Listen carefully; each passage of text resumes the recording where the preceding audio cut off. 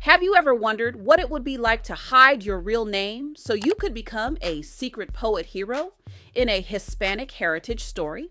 Meet a boy who did exactly that in a fun way. This is the real story of a Chilean poet who became famous by using a pen name and captured hearts with gentle words. Pablo was born in a place called Parral, Chile. In 1904, his real name was Ricardo Eliezer Neftali Reyes Bazoalto. That's a lot of names, right? His mom was a school teacher, and she died when he was just a baby. His dad worked for the railroad. This story is part of showing how special moments from families can shape a great writer's heart.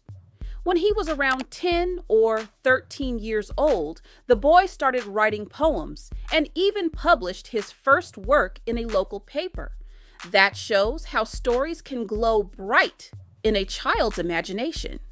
His dad did not like poems. He wanted Ricardo to choose a more practical path.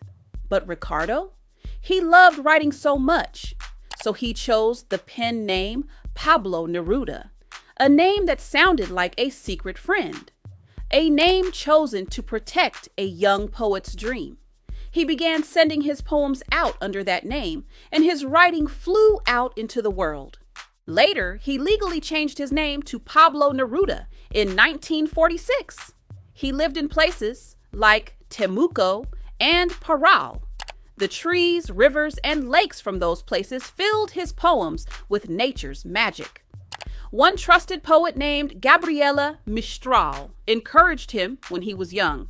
That support helped him keep writing. Pablo Neruda did more than write love poems. He wrote many kinds of poems. Songs about bread and trees, big stories about his continent, and poems filled with hopes and dreams. In 1971, he won the Nobel Prize in Literature.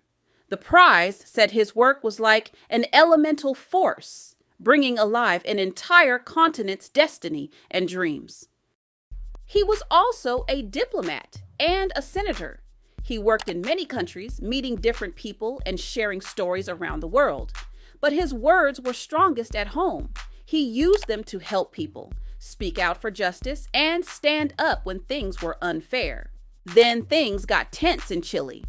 In 1973, a coup changed everything.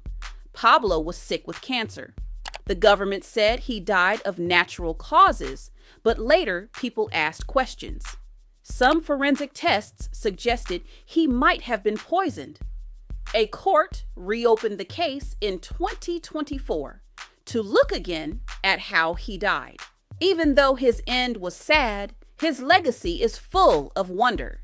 He turned simple things, like a seashell, a tree, or a piece of bread, into poetry. He said poems should be like bread, something everyone can taste and share. That simple idea reminds us that Hispanic heritage is for everyone, in every home, in every heart. Imagine looking at your socks or your breakfast and thinking, that could be a poem. That's the kind of world Pablo Neruda saw. He showed that big ideas can come from little things, that nature and love and everyday life hold magic. So the next time you walk outside, breathe the air, or pick up a rock, maybe think, could that be a poem? Could that moment be part of your own story too?